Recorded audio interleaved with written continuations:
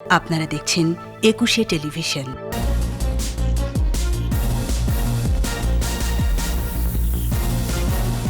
কাল আসছে ভারতের ভ্যাকসিন। ফেব্রুয়ারির প্রথম সপ্তাহেই সারা দেশে প্রয়োগ, ৮ মাসে করোনার সর্বনিম্ন মৃত্যু।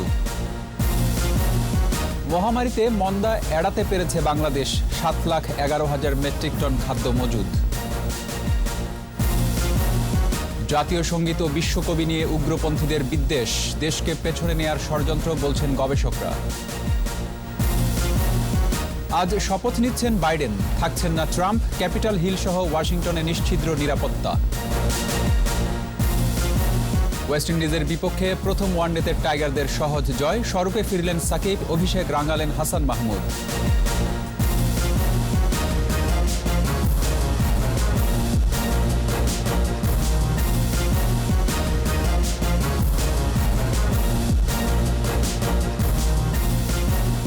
ফার্স্ট সিকিউরিটি ইসলামী ব্যাংক লিমিটেড সংবাদ শিরোনাম। আমন্ত্রণ জানাচ্ছি সন্ধ্যা ৭টার একুশে সংবাদের সাথে আছি রক্তিম ত্রিপুরা।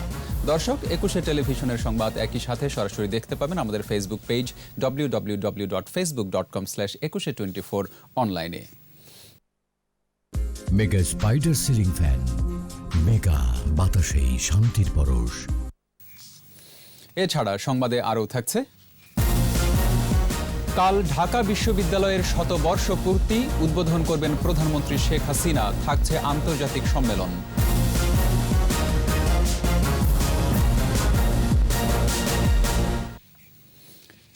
ভারত সরকারের উপহার অক্সফোর্ড অ্যাস্ট্রাজেনেকার ২০ লাখ ডোজ ভ্যাকসিন আসছে কাল, আর বাংলাদেশের কেনা ৩ কোটি ডোজের প্রথম চালান আসবে ২৫ জানুয়ারি।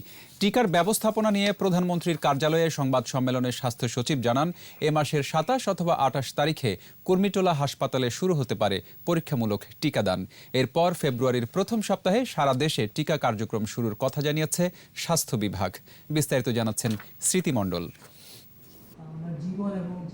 প্রধানমন্ত্রীর কার্যালয়ে করোনার ভ্যাকসিন নিয়ে সংবাদ সম্মেলনে টিকা ব্যবস্থাপনার বিস্তারিত তুলে ধরা হয়। টিকাদানের বিষয়টি আমরা স্বচ্ছতা নিশ্চিত করার জন্য স্বাস্থ্য সেবা বিভাগের সচিব জানান, এয়ার ইন্ডিয়ার একটি ফ্লাইটে বৃহস্পতিবার দুপুর ১:৩০টায় আসবে ভারত সরকারের উপহার হিসেবে দেয়া অক্সফোর্ডের ভ্যাকসিন। তেজগাঁওয়ের ইপিআই এর গুদামে এগুলো রাখা হবে। আর সেরাম ইনস্টিটিউটের কাছ থেকে কেনা ৫০ লাখ ডোজ আসবে ২৫ জানুয়ারি। প্রথম মাসে টিকা আসবে ৭০ লাখ। এর মধ্যে ৬০ লাখ টিকা দেয়া হবে প্রথম মাসেই। সচিব জানান, পরীক্ষামূলক টিকা দেওয়ার ১ সপ্তাহের মধ্যেই সারা দেশে শুরু হবে টিকা কার্যক্রম। আমরা বলছি যে প্রথম সপ্তাহে ফেব্রুয়ারি শুরু করব। হোল কান্ট্রিতে টার্গেট করেছি যে ৪-৫০০ লোককে আমরা দেব। তারপর WHO যে প্রোটোকল আছে সেই প্রোটোকল অনুযায়ী ১ সপ্তাহ আন্তর্জাতিক নিয়ম অনুসারে আমরা এটা অপেক্ষা করব। আমরা হাসপাতালের বাইরে কোনো কেন্দ্র করছি না, কারণ এটা নতুন ভ্যাকসিন এবং কোনো সমস্যা হলে আমরা হাসপাতালের সাপোর্ট দিতে পারবো না যদি বাইরে করি। টিকাদানের স্বচ্ছতা নিশ্চিত করতে আইসিটি বিভাগের তৈরি করা অ্যাপ ২৫ জানুয়ারি হস্তান্তর করার কথা জানান আইসিটি বিভাগের সিনিয়র সচিব। আমরা বিভিন্ন টেস্টিং কার্যক্রম পর্যায়ে আছি, বিশেষ করে সফটওয়্যার কোয়ালিটি টেস্টিং পর্যায়ে আছি। ২৩ তারিখের মধ্যে আমরা শেষ করে ফেলবো, হয়তো ২৫ তারিখের মধ্যে আবার হ্যান্ড ওভার করব।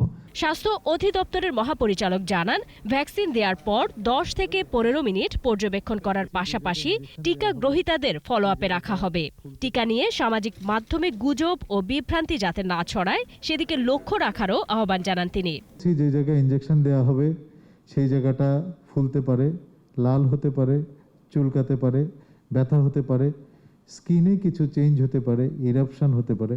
আর জেনারেল সিমটমের মধ্যে যে গা গুলানো ভাব, নশিয়া, বমি বমি ভাব, মাথা ঘোরানো, ভার্টিগো, সেগুলো আছে।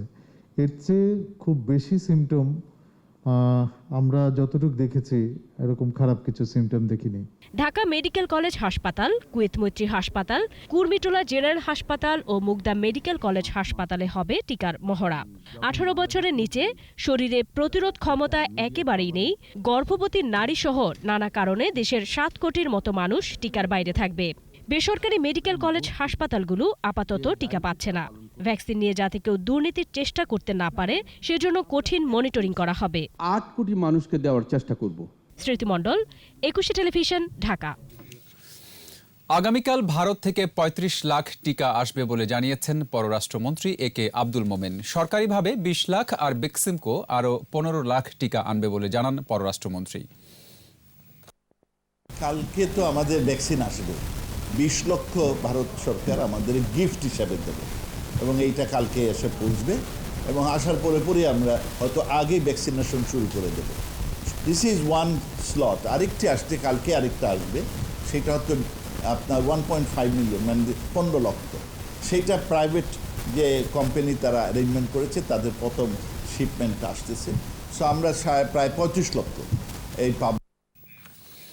সংক্রমণের ৩২০তম দিনে কোভিড-19-এ ২৪ ঘন্টায় দেশে ৮ জনের মৃত্যু হয়েছে, যা ৮ মাসের মধ্যে সবচেয়ে কম মৃত্যু। এর আগে ২১শে মে ৮ জনের মৃত্যুর তথ্য জানায় স্বাস্থ্য অধিদপ্তর। স্বাস্থ্য অধিদপ্তরের তথ্য অনুযায়ী করোনায় দৈনিক সংক্রমণ হার নিম্নমুখী। একদিনে শনাক্তের হার ৪.২৬%। মৃতের সংখ্যা বেড়ে ৭,৯৫০। ১৯৯টি ল্যাবে ১৫,৪১০ জনের নমুনা পরীক্ষায় কোভিড-19-এর অস্তিত্ব পাওয়া গেছে ৬৫৬ জনের শরীরে। মোট শনাক্ত ৫,২৯,৬৮৭। নতুন ৬১৭ জন সহ সুস্থ হয়েছেন ৪,৭৪,৪৭২ জন। করোনায় মৃত্যুর হার ১.৫০% এবং সুস্থতার হার ৮৯.৫৮%। করোনা মহামারীতে অন্য অনেক দেশে অর্থনৈতিক মন্দা দেখা দিলেও বাংলাদেশ অনেকটাই এড়াতে পেরেছে বলে জানিয়েছেন প্রধানমন্ত্রী শেখ হাসিনা। জাতীয় সংসদের টেবিলে উপস্থাপিত প্রশ্নোত্তরে সংসদ নেতা জানান, ২০১৯ সালের প্রবৃদ্ধি ছিল ৮.১৫%, যা দেশের ইতিহাসে সর্বোচ্চ। এদিন প্রশ্নোত্তর পর্বে খাদ্যমন্ত্রী সংসদকে জানান, দেশে বর্তমানে ৭ লাখ টন খাদ্যশস্য মজুত রয়েছে। প্রণব চক্রবর্তীর রিপোর্ট। সংসদ অধিবেশনে বুধবার প্রধানমন্ত্রীর জন্য নির্ধারিত প্রশ্ন উত্তর টেবিলে উপস্থাপিত হয়। পুনর্গঠন করা হোক।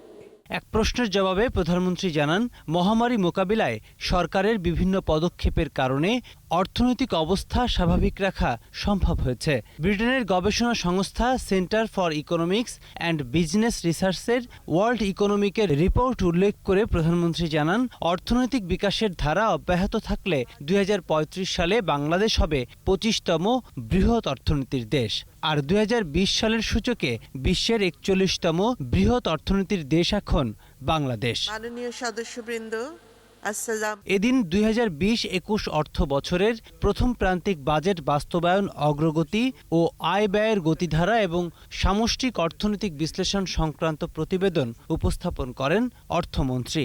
দ্রুতই বাংলাদেশ উন্নয়নশীল দেশের তালিকায় স্থান করে নেবে বলে আশা প্রকাশ করেন তিনি।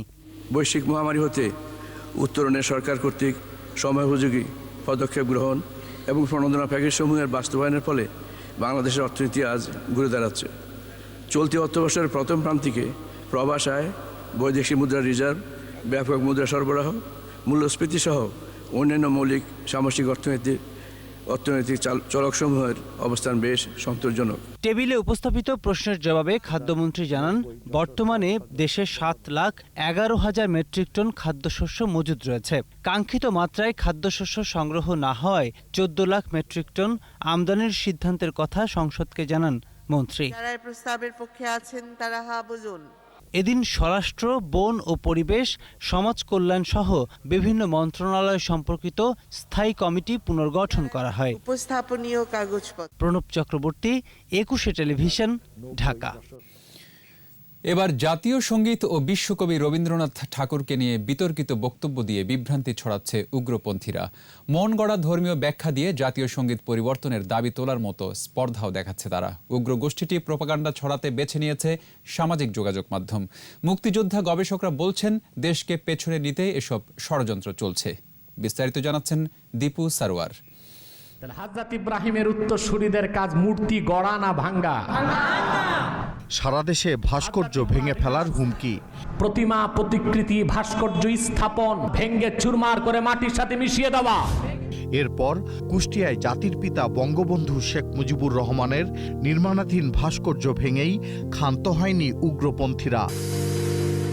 রাজনৈতিক, সামাজিক, সাংস্কৃতিক সংগঠনগুলো মাঠে নামার পর ভাস্কর্য বিরোধীরা প্রকাশ্য তৎপরতা থেকে পিছু হটে। তবে সামাজিক যোগাযোগ মাধ্যমে এখনও সরব সাম্প্রদায়িক গোষ্ঠীটি। আমাদের রাষ্ট্রকে একটি শয়তানি রাষ্ট্রে পরিণত করার চেষ্টা করছে। প্রতি বছর ভাষার মাস আসলেই নানা ষড়যন্ত্র শুরু করে তারা।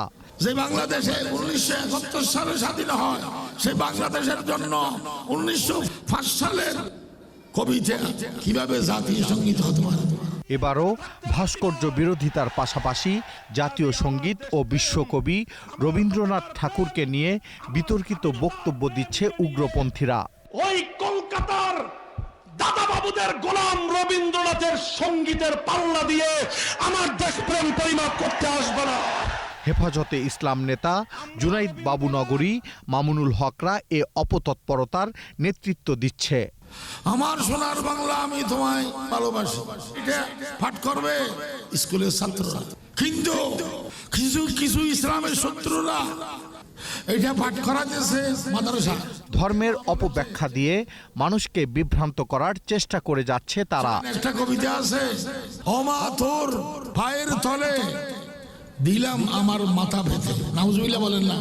মুক্তিযোদ্ধা গবেষকরা বলছেন, দেশকে পিছিয়ে দেওয়ার আন্তর্জাতিক ষড়যন্ত্রের অংশ হিসেবেই চলছে এসব অপতৎপরতা। এই যে মাদ্রাসার যে কি পড়ানো হচ্ছে, সরকারের কোনো নিয়ন্ত্রণ আছে? মাদ্রাসা ছেলেরা বলছে তারা জাতীয় সঙ্গীত গাইবে না।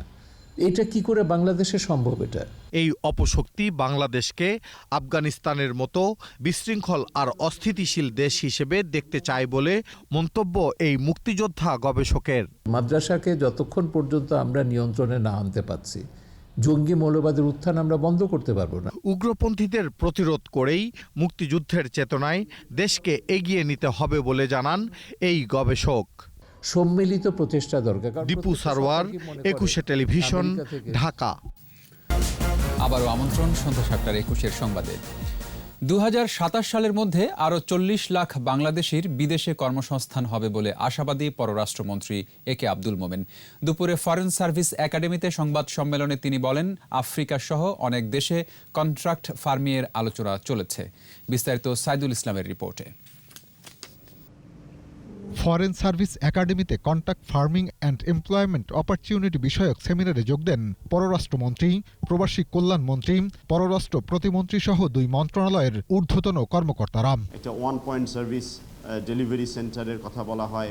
অনুষ্ঠানে পররাষ্ট্র প্রতিমন্ত্রী বলেন, বিশ্বের বিভিন্ন দেশে বাংলাদেশি শ্রমিকরা ফার্মিং করছে। এছাড়া বিভিন্ন দেশের সাথে ফার্মিং নিয়ে আলোচনা চলছে। এটি আর সহজ করতে সব সেক্টরকে একসাথে কাজ করার আহ্বান জানান তিনি। একটি জায়গায় আবেদন করলেই সেখান থেকে দ্রুততম সময়ের মধ্যে registration, profit repatriation and capital transfer. পরে সংবাদ সম্মেলনে পররাষ্ট্রমন্ত্রী বলেন, মধ্যপ্রাচ্যের শ্রমবাজার এখন অনেকটাই সংকুচিত। বিদেশে কর্মসংস্থান সৃষ্টির জন্য অন্য অনেক দেশের সাথে ধারাবাহিক আলোচনা চলছে। 2027 সালের মধ্যে আপনার প্রায় 40 লক্ষ নতুন কর্মসংস্থান সম্ভব। তাহলে আমরা $100 বিলিয়ন আমরা 2030-এর মধ্যে সংগ্রহ করতে পারব। মন্ত্রী আরো জানান, বিভিন্ন দেশে বাঙালিরা ফার্মিং করে সুনাম অর্জন করছে। এজন্য বিভিন্ন দেশের সরকারের সাথে আলোচনা চলছে বলে জানান তিনি।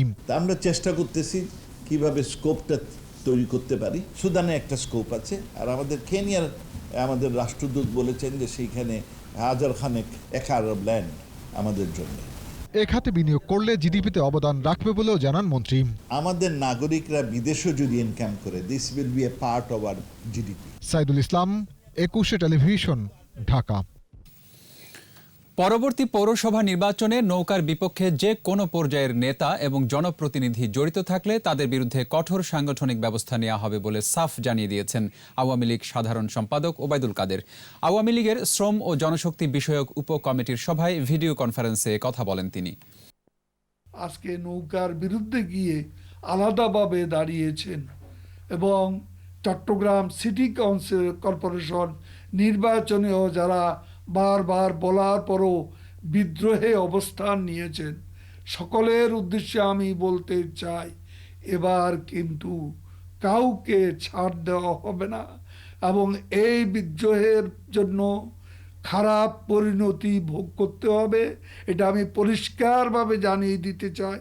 আর এর সঙ্গে এটাও বলতে চাই, এই বিদ্রোহের সঙ্গে আওয়ামী লীগের যে নেতারা এবং আওয়ামী লীগের যে জনপ্রতিনিধিরা জড়িত থাকবে তারাও নজরদারিতে আছেন, তাদের বিরুদ্ধে কঠোর ব্যবস্থা নেওয়া হবে। রাজধানীর বিমানবন্দর থানা এলাকায় ডাকাতির পর হত্যা মামলার 6 আসামিকে গ্রেফতার করেছে ঢাকা মহানগর গোয়েন্দা পুলিশ। গ্রেপ্তারকালে তাদের কাছ থেকে উদ্ধার করা হয় লুণ্ঠিত মালামাল। সকালে ডিএমপি মিডিয়া সেন্টারে সাংবাদিকদের এ তথ্য জানান ডিবির অতিরিক্ত কমিশনার AKM হাফিজউদ্দিন। এই চক্রের বিরুদ্ধে রাজধানীর বিভিন্ন এলাকায় মামলা রয়েছে বলেও জানান তিনি। বিস্তারিত আহমদ বাবুর রিপোর্টে। গত 18 ডিসেম্বর রাতে আপন মিয়া ও নজরুল ইসলাম দক্ষিণ খানের বাসা থেকে কারণ বাজারের উদ্দেশ্যে বের হন। গভীর রাতে গণপরিবহন না থাকায় বিমানবন্দর এলাকা থেকে একটি পিকআপে উঠে বসেন।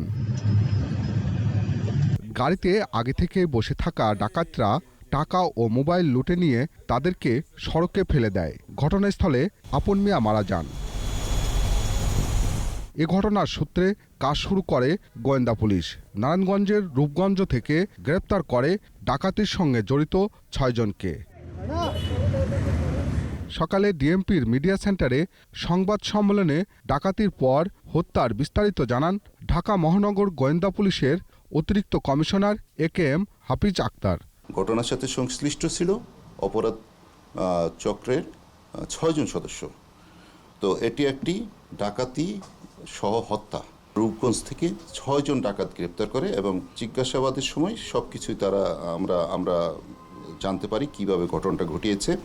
এছাড়া গত 1 ডিসেম্বর রাজধানীর লালবাগ এলাকায় ভোরের কাগজের এক সংবাদকর্মী ছিনতাইয়ের শিকার হন।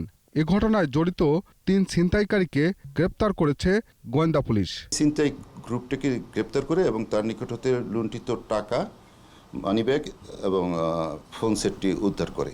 আহমদ বাবু, 21 টেলিভিশন, ঢাকা। পিকে হালদারের সঙ্গে অর্থ আত্মসাতে জড়িত 83 জনের সংশ্লিষ্টতার পূর্ণাঙ্গ তালিকায় সাবেক সচিব NI খানের নাম ভুলভাবে যুক্ত হয়েছে বলে হাইকোর্টে আবেদন জানিয়েছে বাংলাদেশ ব্যাংক। আদেশ কাল। বিচারপতি নজরুল ইসলাম তালুকদার ও বিচারপতি মহিউদ্দিন শামীমের সমন্বয়ে গঠিত হাইকোর্ট বেঞ্চে ওই আবেদন করা হয়। এর আগে গত 13 জানুয়ারি পিকে হালদারের সঙ্গে অর্থ আত্মসাতে জড়িত 83 জনের সংশ্লিষ্টতার পূর্ণাঙ্গ তালিকা হাইকোর্টে দাখিল করেছে বাংলাদেশ ফিনান্সিয়াল ইন্টেলিজেন্স ইউনিট। এই 83 জনের বিষয়ে দুদক কি পদক্ষেপ নিয়েছে তা আগামীকাল জানাতে নির্দেশ হাইকোর্টের। জন্য আগামীকাল এবং আমাদের যে রিপোর্টগুলো দাখিল করেছি তার জন্য আগামীকাল কোর্ট আদেশের জন্য ধার্য করেছেন। যাদের ব্যাংক অ্যাকাউন্ট জব্দ করা হয়েছে এই ব্যাপারে আপনাদের সর্বশেষ কোনো আপডেট আছে কিনা সেটা আমি কমিশনকে জানিয়েছি। আমরা কালকের মধ্যে আপডেট দেওয়ার জন্য চেষ্টা করব। আগামীকাল ঢাকা বিশ্ববিদ্যালয়ের শতবর্ষপূর্তি অনুষ্ঠানের উদ্বোধন করবেন প্রধানমন্ত্রী শেখ হাসিনা। একই দিনে থাকছে আন্তর্জাতিক সম্মেলন। সংবাদ সম্মেলনে উপাচার্য আখতারুজ্জামান জানিয়েছেন, শতবর্ষ উদযাপনে থাকবে নানান আয়োজন। 6 মাসে 6টি ওয়েবিনারও থাকবে। ভার্চুয়াল সভাগুলোতে বিশ্বের 200টি বিশ্ববিদ্যালয়ের উপাচার্য কিংবা তাদের প্রতিনিধিরা অংশ নেবে বলে জানানো হয় সংবাদ সম্মেলন থেকে। জসিম জুয়েলের রিপোর্ট। শতবর্ষে পা রাখছে ঢাকা বিশ্ববিদ্যালয়। আন্দোলন সংগ্রামের সূতিকাগার এই বিশ্ববিদ্যালয়ে নেতৃত্ব দিয়েছে ভাষা আন্দোলনের। 62 শিক্ষা আন্দোলন, 69 গণ অভ্যুত্থান শেষে মুক্তিযুদ্ধ, জাতিকে পথ দেখিয়েছে প্রাচ্যের অক্সফোর্ড খ্যাত ঢাকা বিশ্ববিদ্যালয়। মুজিববর্ষে এই বিশ্ববিদ্যালয় উদযাপন করতে যাচ্ছে শতবর্ষপূর্তি। সংবাদ সম্মেলনে উপাচার্য আখতারুজ্জামান আয়োজনের আদ্যপান্ত তুলে ধরেন। জানান, মহামারী করোনার কারণে অনেক কিছুই পরিবর্তন করতে হয়েছে। মোট 6টি ওয়েবিনার, সেই 6টি ওয়েবিনারের উদ্বোধন হবে 21 তারিখ এবং এর পর থেকে প্রতি মাসে একটি ওয়েবিনার হবে। উপাচার্য জানান, বৃহস্পতিবার প্রধানমন্ত্রী অনুষ্ঠানের উদ্বোধন করবেন। এর পরপরই শুরু হবে অন্যান্য অনুষ্ঠান। আগামী 6 মাসে করা হবে 6টি ওয়েবিনার। এতে ভার্চুয়ালি যুক্ত থাকতে পারবেন বিশ্ববিদ্যালয়ের সাবেক ও বর্তমান শিক্ষার্থীরা। বাংলাদেশ সরকারের মাননীয় প্রধানমন্ত্রী বঙ্গবন্ধু কন্যা, যিনি ঢাকা বিশ্ববিদ্যালয়ের একজন প্রাক্তন গর্বিত শিক্ষার্থী, তিনি সদয় সম্মতি জ্ঞাপন করেছেন যে তিনি আগামীকালকের সন্ধ্যা 6টায় সেটি শুভ উদ্বোধন ঘোষণা করবেন। 1 জুলাই বিশ্ববিদ্যালয় দিবসে রাষ্ট্রপতি উপস্থিত থাকবেন বলেও জানান উপাচার্য। নানাবিধ আয়োজন থাকবে। তো সেদিন মহামান্য রাষ্ট্রপতি, মাননীয় চ্যান্সেলর জনাব মোহাম্মদ আব্দুল হামিদ সেই বর্ণাঢ্য যে আয়োজন সেগুলোর সদয় উদ্বোধন করবেন। উপাচার্যের আফসোস, মহামারীকালে শিক্ষার্থীরা উপস্থিত না থাকায় জৌলুসীনভাবে করতে হচ্ছে শতবর্ষের অনুষ্ঠান। আন্তর্জাতিকভাবে খ্যাতিসম্পন্ন প্রায় 200 অধিক বিশ্ববিদ্যালয় আছে যাদের সাথে আমাদের কোলাবোরেশন আছে। জসিম জুয়েল, 21 টেলিভিশন, ঢাকা। শহীদ আসাদ প্রাণ দিয়েছিলেন অসাম্প্রদায়িক ও ধর্মনিরপেক্ষ বাংলাদেশ বিনির্মাণের স্বপ্ন ধারণ করে। আসাদের রক্তদান স্বাধীনতা সংগ্রামকে ত্বরান্বিত করলেও তার স্বপ্নের বাংলাদেশে এখনও পরাজিত শক্তির আস্ফালন, এমন মন্তব্য করেছেন বর্ষিয়ান রাজনীতিবিদ কমরেড রাশেদ খান মেনন। বলেন, শহীদ আসাদের আত্মদান ও আদর্শের পথে বাংলাদেশ এগিয়ে গেলেই তার প্রতি সম্মান দেখানো হবে। আদিত্য মামুনের রিপোর্ট। 1969 সালে পাকিস্তানি সৌর শাসক আইয়ুব বিরোধী ছাত্র মিছিলে নেতৃত্ব দিতে গিয়ে পুলিশের গুলিতে শহীদ হন ছাত্রনেতা আমানুল্লাহ মোহাম্মদ আসাদুজ্জামান। তার আত্মত্যাগ বেগবান করে স্বৈরাচার বিরোধী আন্দোলন। ছাত্র আন্দোলন রূপ নেয় গণ আন্দোলনে। পরে গণ অভ্যুত্থানের মুখে আর এক সামরিক সৌর শাসক ইয়াহিয়া খানের হাতে ক্ষমতা দিয়ে সরে দাঁড়ান আইয়ুব খান। আসাদের রক্তদান স্বাধীনতা সংগ্রামকে ত্বরান্বিত করেছিল। 69-এর অভ্যুত্থানের সূত্র ধরেই 70-এর নির্বাচনে পূর্ব বাংলায় নিরঙ্কুশ জয় পায় আওয়ামী লীগ তথা বাঙালি। সেই দিনগুলো স্মৃতিচারণ করলেন রাশেদ খান মেনন। আইয়ুব মনে দেশের উপর চেপে বসছিল, তার থেকে উদ্ধার পেয়ে গণতান্ত্রিক অবস্থা ফিরিয়ে আনার জন্য কোনো না কোনো একটা বড় ধরনের ধাক্কা প্রয়োজন ছিল। সেই ধাক্কাটা কিন্তু সূত্রপাত ঘটেছিল শহীদ আসাদের এই মৃত্যুর মধ্যে দিয়ে। সাম্য, ন্যায় ও গণমানুষের মুক্তির জন্য প্রাণ দিয়েছিলেন আসাদ। তার স্বপ্নের বাংলাদেশে আজও পরাজিত শক্তির আস্ফালন। 71-এর মুক্তিযুদ্ধের মধ্যে দিয়ে সাম্প্রদায়িক থেকে বিদায় করেছিলাম। আজকে সেই সাম্প্রদায়িক মৌলবাদী ধ্যান ধারণা সমাজে বিস্তৃত হয়েছে, এমনকি আমাদের জাতীয় সঙ্গীত পাল্টে ফেলে তারা সেখানে তার ধর্মীয়করণ করে সেটাকে অনুকরণ করে ইউটিউবে ছেড়ে দেয় অথবা মাদ্রাসায় সেটা গাওয়ানো হয়। এই বাংলাদেশ তো কখনো আমরা চাইনি। বীরের জাতি বাঙালি রক্ত দিয়ে স্বাধীনতা অর্জন করেছে। সেই অর্জনের 50 বছর পরও বন্ধ হয়নি ধর্মভিত্তিক রাজনীতি। শহীদ আসাদ ও 1971-এর লাখো শহীদের মর্যাদা দিতে হলে উপড়ে ফেলতে হবে এই সব জঞ্জাল, মন্তব্য করেন রাশেদ খান মেনন।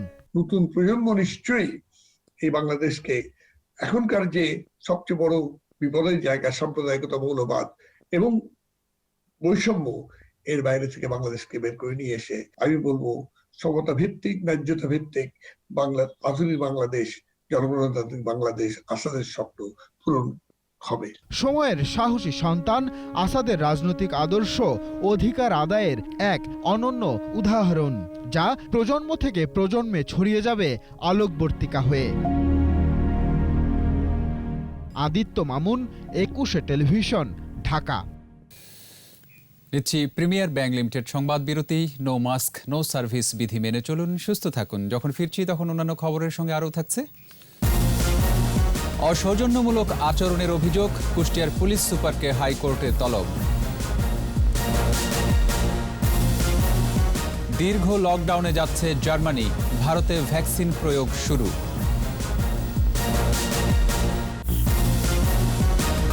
আমন্ত্রণ আবারও সন্ধ্যা 7:21 সংবাদে। পোশাক খাতে জিএসপি প্লাস সুবিধা পেতে শ্রম আইন বাস্তবায়নের তাগিদ দিয়েছেন শ্রমিক নেতা ও অর্থনীতিবিদরা। গবেষণা প্রতিষ্ঠান সেন্টার ফর পলিসি ডায়ালগ সিপিডির অনলাইন আলোচনায় বক্তারা শ্রমিকদের অধিকার নিশ্চিতে সত্যিকারের ট্রেড ইউনিয়ন গড়ার পরামর্শ দেন। তৌহিদুর রহমানের রিপোর্ট। স্বল্পোন্নত দেশ থেকে বাংলাদেশ এখন উন্নয়নশীল দেশের পথে। এই যাত্রায় প্রায় সব সূচকে এগিয়ে দক্ষিণ এশিয়ার দেশটি। এ অবস্থায় উন্নয়নশীল দেশের কাতারে গেলে বাতিল হবে কোটামুক্ত রপ্তানি সুবিধা। তবে সম্ভাবনা তৈরি হচ্ছে কোটামুক্ত বিশেষ সুবিধা জিএসপি প্লাসের। Be eligible to access that GSP Plus facility, Bangladesh has to meet a number of conditions. CPD আয়োজিত অনলাইন আলোচনায় জিএসপি প্লাস সুবিধা পেতে আইন বাস্তবায়নের তাগিদ দেন বক্তারা।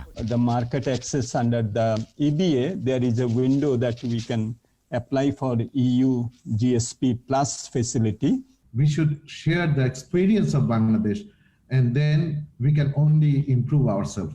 শিশুশ্রম বন্ধের পাশাপাশি শ্রমিক অধিকার নিশ্চিতে সত্যিকারের ট্রেড ইউনিয়ন গড়ার পরামর্শ আসে আলোচনা থেকে। সবাই হয়তো ট্রেড ইউনিয়ন করতে পারবে না, কিন্তু ট্রেড লেবার লর যে রাইটস গুলা, এই রাইটস গুলো তো এনজয় করার অধিকার যেই লেবার দেয় তার কাছে আছে।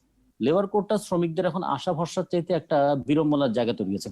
আমরা আমাদের সময়ের প্রেক্ষাপটে, সময়ের প্রয়োজনে আমরা টাইম টু টাইম এগুলি পরিবর্তন করব। When we discuss international labor standards with respect to Bangladesh, it is essential that we look at our labor market in the right perspective. পোশাকের ন্যায্য মূল্য পেতে নতুন বাজার সন্ধানেরও তাগিদ দেন বক্তারা।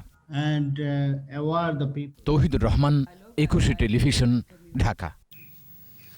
কুষ্টিয়ার পুলিশ সুপার SM তানভীর আরাফাতকে তলব করেছেন হাইকোর্ট। কুষ্টিয়ার ভেড়ামারা পৌরসভা নির্বাচন চলাকালে senior judicial magistrate Mohammad Mohsin হাসানের সঙ্গে অসৌজন্যমূলক আচরণের অভিযোগের ঘটনায় বিচারপতি মামনুন রহমান ও বিচারপতি খিজির হায়াতের হাইকোর্ট বেঞ্চ এই আদেশ দেন। আগামী 25 জানুয়ারি তাকে হাইকোর্টে হাজির হয়ে এ বিষয়ে ব্যাখ্যা দিতে বলা হয়েছে। গত 16 জানুয়ারি ভেড়ামারা নির্বাচন অনুষ্ঠিত হয়। গত 19 জানুয়ারি ওই এসপির বিরুদ্ধে প্রয়োজনীয় ব্যবস্থা গ্রহণের জন্য নির্বাচন কমিশনের পাশাপাশি সুপ্রিম কোর্টের রেজিস্ট্রার জেনারেল মোহাম্মদ আলী আকবরকেও অভিযোগপত্রের একটি অনুলিপি পাঠানো হয়। এছাড়াও একই ঘটনায় আইন মন্ত্রণালয়, স্বরাষ্ট্র মন্ত্রণালয় এবং পুলিশের আইজির দফতরেও আবেদনটির অনুলিপি পাঠানো হয়েছে। এরপর বিষয়টি হাইকোর্টের নজরে এলে আদালত স্বপ্রণোদিত হয়ে এসপির ব্যাখ্যা জানতে চেয়ে তলবের আদেশ দিলেন। ড্যাব নির্দেশিত জলাধারের জায়গায় নতুন ভবন তৈরিতে অনুমতি না দিতে রাজুককে আহ্বান জানিয়েছেন ঢাকা উত্তর সিটি কর্পোরেশনের মেয়র মোহাম্মদ আতিকুল ইসলাম। দুপুরে মেরুল বাড্ডা এলাকায় সুতিখাল ও কড্ডা খাল পরিদর্শন শেষে মেয়র জানান, খালের জায়গা দখল করে অবৈধভাবে স্থাপনা তৈরি বন্ধ করতে হবে। CS এবং RS জরিপ বিবেচনায় খালের সীমানা নির্ধারণ করা হবে, যেটিতে খালের জায়গা বেশি হবে সেই জরিপটি গ্রহণ করা হবে বলে জানান মেয়র। রাজুকের চেয়ারম্যানকে বলা হয়েছে যে আপনারা কোনো ধরনের প্ল্যান দিবেন না, কারণ ড্যাবের ভিতরে থাকলে এটি কিন্তু প্ল্যান দিতে পারেন না আপনারা। এটা অত্যন্ত অনিয়মভাবে তারা ড্যাবের এলাকাতে বাড়িঘর হয়ে যাচ্ছে। এবার সোশ্যাল ইসলামী ব্যাংক লিমিটেড বাণিজ্য সংবাদ।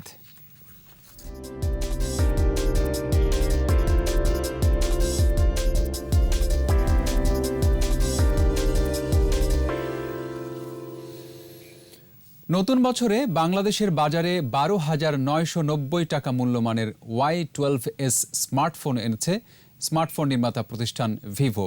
19 জানুয়ারি প্রি বুকিং শেষে আজ থেকে ভিভো স্টোর থেকে দেশের গ্রাহকরা এ ফোন সংগ্রহ করতে পারবে বলে জানিয়েছেন আয়োজকরা। ফিঙ্গারপ্রিন্ট প্রযুক্তির এ ফোন সেটে 5000 mAh ব্যাটারি দিয়েছে নির্মাতা প্রতিষ্ঠান। এতে করে একবার চার্জ দিয়ে গ্রাহকরা টানা 16 ঘন্টা মুভি দেখতে পারবেন আর 8 ঘন্টা গেমিং করতে পারবেন।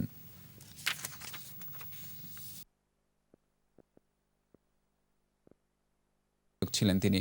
1982 সালে রাইসুদ্দিন অর্জন করেন MCCর আজীবন মেম্বারশিপ। আর এরই সাথে শেষ করছি সন্ধ্যা 7টার 21 সংবাদ। যাবার আগে ফার্স্ট সিকিউরিটি ইসলামী ব্যাংক লিমিটেড সংবাদ শিরোনামগুলো আরও একবার। কাল আসছে ভারতের ভ্যাকসিন। ফেব্রুয়ারির প্রথম সপ্তাহেই সারা দেশে প্রয়োগ। 8 মাসে করোনায় সর্বনিম্ন মৃত্যু। মহামারীতে মন্দা এড়াতে পেরেছে বাংলাদেশ। 7,11,000 মেট্রিক টন খাদ্য মজুদ। জাতীয় সঙ্গীত ও বিশ্বকবি নিয়ে উগ্রপন্থীদের বিদ্বেষ, দেশকে পেছনে নেয়ার ষড়যন্ত্র বলছেন গবেষকরা। আজ শপথ নিচ্ছেন বাইডেন, থাকছেন না ট্রাম্প। ক্যাপিটল হিল সহ ওয়াশিংটনে নিশ্ছিদ্র নিরাপত্তা। ওয়েস্ট ইন্ডিজের বিপক্ষে প্রথম ওয়ানডেতে টাইগারদের সহজ জয়। স্বরূপে ফিরলেন সাকিব, অভিষেকে রাঙালেন হাসান মাহমুদ।